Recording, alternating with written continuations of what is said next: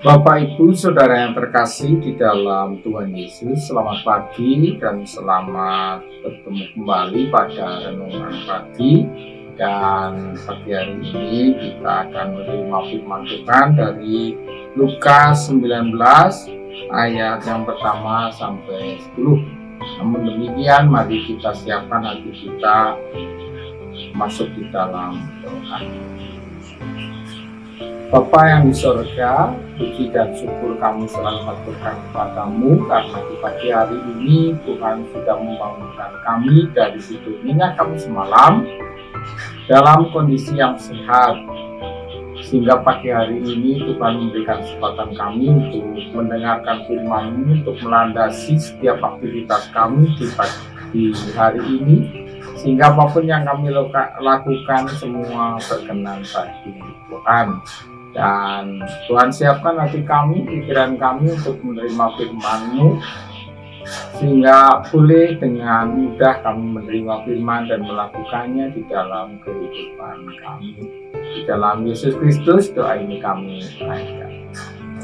Bapak, Ibu, Saudara yang terkasih di dalam Tuhan Yesus, pada pagi hari ini kita akan menerima firman dari Lukas 19 ayat yang pertama sampai 10 tentang Zakheus. Demikian, Yesus masuk ke kota Yeriko dan berjalan terus melintasi kota itu. Di situ ada seorang bernama Zakheus, kepala pemungut cukai, dan ia seorang yang kaya.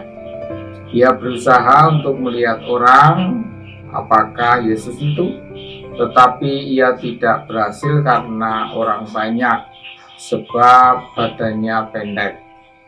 Maka beralihlah ia mendahului orang banyak, lalu memanjat pohon ara untuk melihat Yesus yang akan lewat di situ. Ketika Yesus sampai ke tempat itu, ia melihat ke atas dan berkata, "Zakheus, segeralah turun, sebab hari ini aku harus menumpang di rumahmu." Lalu Zakheus segera turun dan menerima Yesus dengan sukacita.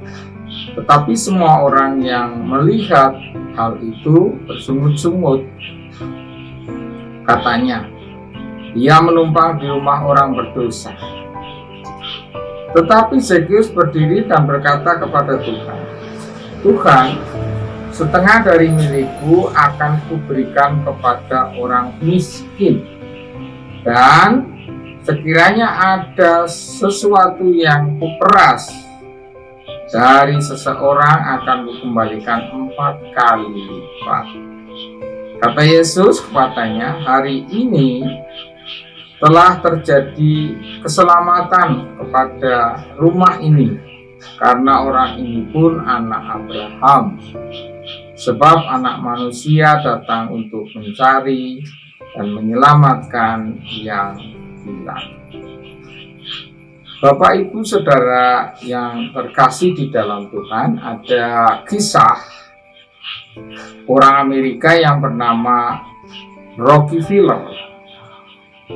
Rockefeller pada usia 33 tahun, dia sudah mendapatkan $1 juta yang pertama, yaitu di tahun 1872. 10 tahun kemudian, pada usia 43 tahun, dia sudah menguasai perusahaan besar di dunia.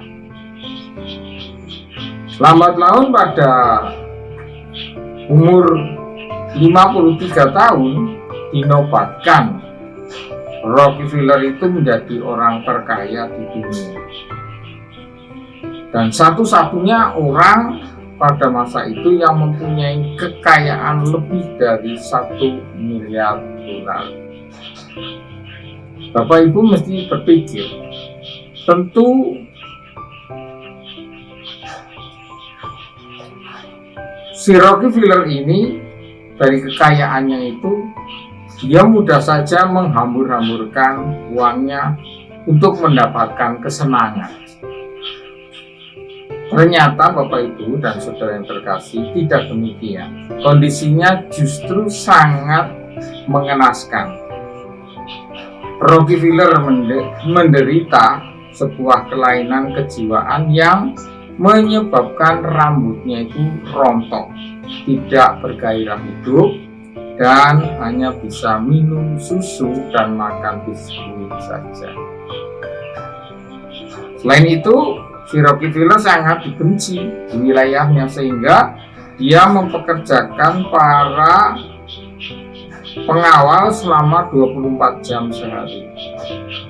Rockefeller mengalami susah tidur, tidak mampu tersenyum, dan tidak merasakan kenikmatan apa-apa dalam hidupnya. Sehingga suatu kali dokter memprediksi bahwa hidupnya Rockefeller itu tidak akan sampai tahun depan atau tidak lama. Bahkan koran-koran pun sudah mempersiapkan tulisan untuk menyambut kematiannya.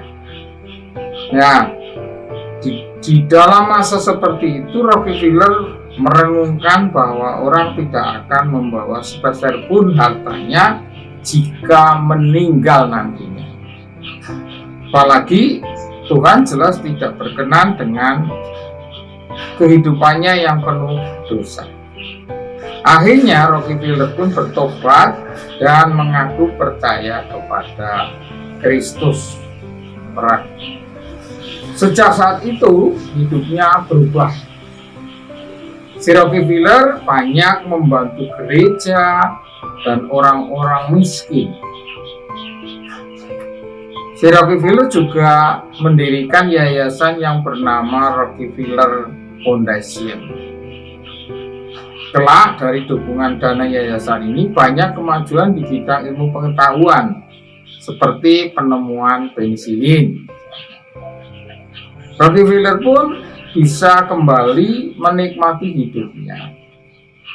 Sehingga prediksi dokter yang mengatakan bahwa usianya hanya sampai 54 tahun ternyata jadi keliru.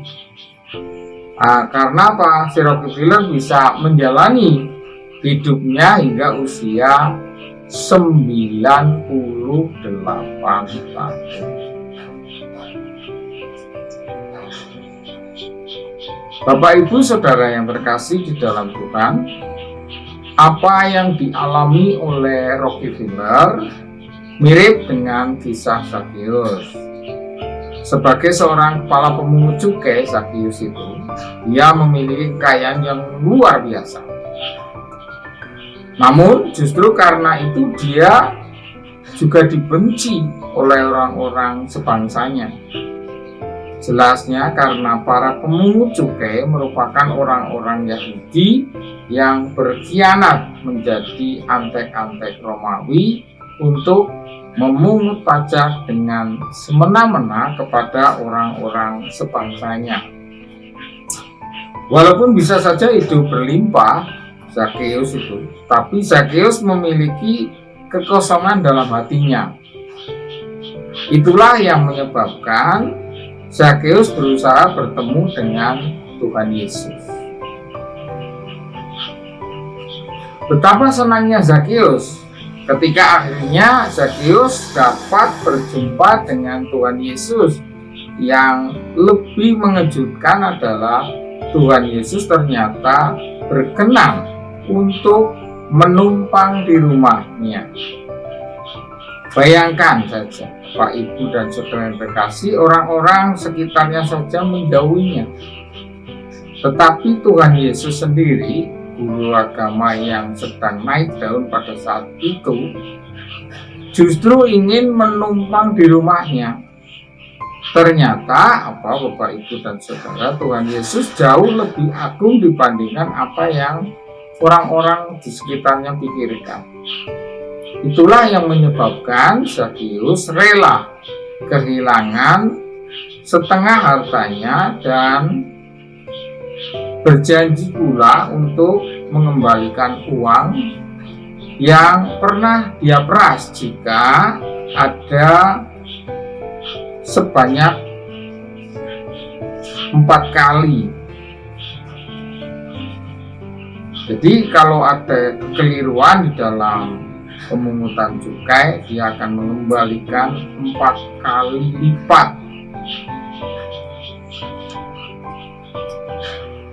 Peristiwa ini ditutup dengan pernyataan Tuhan Yesus bahwa Zakeus dan seisi rumahnya menerima anugerah Tuhan. Lalu bagaimana sikap kita sewaktu menjadi anak Tuhan, Bapak, Ibu, dan Saudara? Percaya kepada Tuhan Yesus bukan sekedar mengaku di mulut saja dan merasakan luapan emosi sukacita sesaat, tetapi Bapak, Ibu, dan Saudara yang terkasih dalam Tuhan Yesus Kristus, itu pasti harus diikuti dengan pertobatan dan perubahan pola pikir yang akan terwujud di dalam kehidupan kita. Tentu saja Roh Kudus yang berdiam di dalam diri kita pasti akan menghasilkan buah roh pula. Oleh sebab itu, Bapak, Ibu, Saudara yang terkasih, melayani Tuhan dan menjadi berkat bagi sesama bukanlah paksaan dari Tuhan, tetapi hal itu otomatis akan memancar dari diri kita ketika telah merasakan anugerah Tuhan. Jadi, jika Bapak dan Ibu masih merasa takut rugi karena Tuhan, maka sebenarnya kita belum betul-betul memahami betapa besar anugerah Tuhan yang telah kita terima. Kemudian, sebagaimana Allah aktif menjangkau orang-orang yang hilang, kita pun hendaknya demikian. Jangan menganggap bahwa orang yang hidupnya berkecukupan tidak perlu kita tolong. Tanpa merasakan kasih Tuhan, mereka sesungguhnya merasakan kegersangan di dalam hatinya. Jangan sampai berkat Tuhan yang luar biasa yang telah kita terima, kita simpan begitu saja. Bapak, Ibu, Saudara yang terkasih, beberapa poin Bapak, Ibu, yang boleh kita ambil dari pembelajaran Zakeus pada pagi hari ini. Yang pertama, Yesus menjangkau orang-orang yang tersisih. Yang kedua, respon Zakeus setelah menerima anugerah Tuhan merupakan teladan bagi orang-orang percaya. Yang ketiga, relasi dengan Allah tidak hanya terjadi karena panggilan Yesus, tetapi juga respon orang tersebut. Yang keempat, Yesus melihat hati, bukan apa yang tampak dari luar. 4 poin yang boleh kita ambil dari pembelajaran pada Zakeus pada pagi hari ini. Demikian renungan kita pada pagi hari ini. Kiranya Tuhan memberkati kita semua. Selamat beraktivitas. Tuhan memberkati. Amin.